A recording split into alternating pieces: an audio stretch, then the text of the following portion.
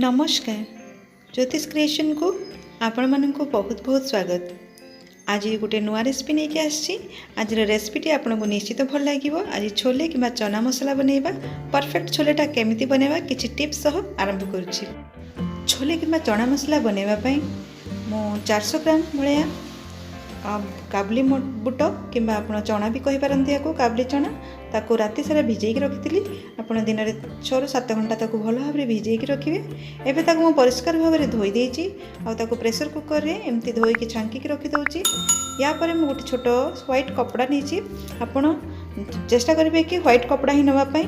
तो व्हाइट कपड़ा रे मु गोटे चामच चापत्ती से बड़ खंडे दालचीनी आ 3टी लवंग पकई 3 ରୁ 4ଟି लवंग पकई एटा को गोटे गंठी मारिकी रखी दउछि हमर बुट संगरे सॉरी काबुली चना संगरे। एबे से मु लुण ऐड कर देछि आ टिके खाइबा सोडा देछि। एबे प्रेशर कुकर रे मु पानी ऐड करछि। देखंतु मु 1.5 ग्लास भलिया पानी देछि जेमति कि काबुली बुटटा पूरा पानी रे बुड़ी कि आ टिके हाथ ऊपर को पानी रहिबो आंगुली ऊपर को पानी रहिबो। एबे ताको हम प्रेशर कुकर रे गैस रे बसई देबा। एपटे मु गोटे मसला रेडी करुछि। ता पई मु गोटे चामच जीरा 1.5 चामच कसूरी मेथी 2 चामच भाया कसूरी मेथी नहीं धनिया पाउडर आपन गोटा धनिया भी नहीं पारे ता सहित सुखिला लंका गुंड जोड़ा मु घरे बनी कि आप सुखिला लंका भी नहीं पारे आउ सब मिक्स करने गोटे कुटारे कुटी दूची टिके बेसी प्लेन करवा दरकार नहीं एमती खद खदड़िया ताको कुटी देले भी बहुत बढ़िया। ये जो कुटी सारा पर यार बास्नाटा बहुत बढ़िया आसीबो। एपटे आम प्रेशर कुकर 2 ରୁ 3टा हुइसिल हो साराणी। एबे या पे मु मसला रेडी करुछि। तापे मु गोटे बड़ पियाज नहीं जाइछि 2टा टमाटर पियाज और टमाटर को मु ग्राइंड कर नउछि। एपटे हमर छोले भी ठंडा हो जाइछि। देखंतु मे ढांकुणी खोल सारा पर छोलेटा ए भलिया सिझिथिबा दरकार। आ पानी रो कलरटा देखुचंती आ कपड़ा रे जो मसलाटा बंधा हेतिला ता द्वारा सारा जो पानी रो फ्लेवरटा बहुत बढ़िया आसुछि। एबे एपटे मु कड़ाई रे तेल गरम कर देछि। मु एटा सोरिष तेल रे बनउछि।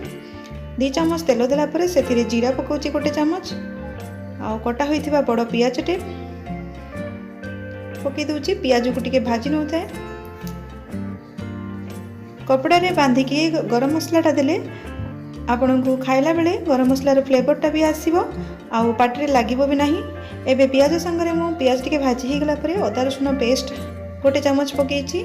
तापरे हळदी गुंड लंका गुंड टिके पकईकी आउ जो मसला को आम रखी गुंड करके से मसला को 2 चामच ऐड करछि।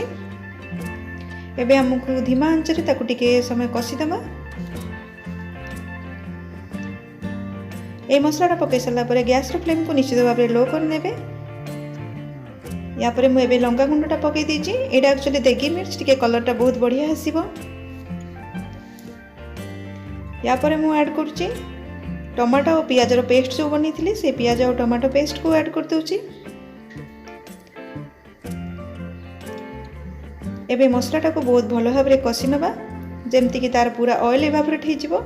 एबे मु सेथिरे लूण पकई देछि गोटे चामच लूण ऐड कर देछि। टमाटो पेस्ट दे सारा पर सब लूण पकईले तरकारी फ्लेवर भल आसे। टमाटो पर सब मु लूण ऐड करे। देखो हम मसला पाखापाखि मरी आसलानी सेथिरु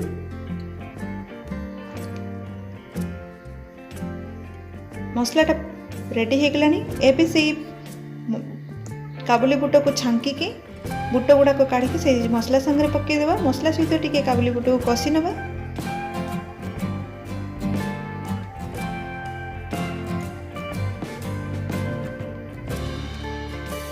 एबे हमर देखंतु मसलाटा मिक्स हो गलानी भल भाव में। आ जो पानीटा रखी सेटा को नष्ट करबानी बिल्कुल कहीं ये बहुत बढ़िया फ्लेवर अच्छी। तो ये पानीटा को मुझे ऐड कर दूची।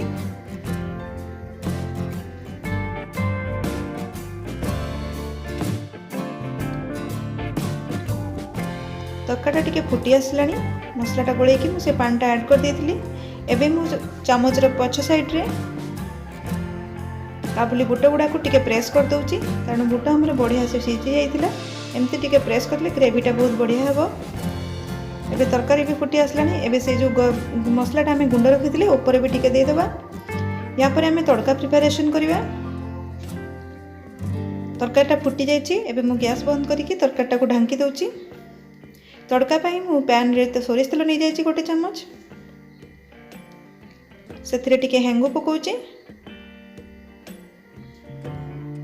तापरे कंचा लंका तापरे रसुण कटा होइतिबा 3 ରୁ 4टी पाखड़ा रसुण को छोट छोट करी काटी देइतिली। एबे सेटा टिके हल्का फ्राई करथला परे टिके फ्लेवर आसीबो कंचा लंका और रसुण रो। बस से समय ताको तड़काटा को एबे बंद करिवार अछि। एबे ए तड़काटा को नेकी से तरकारी ऊपर पकेइबा।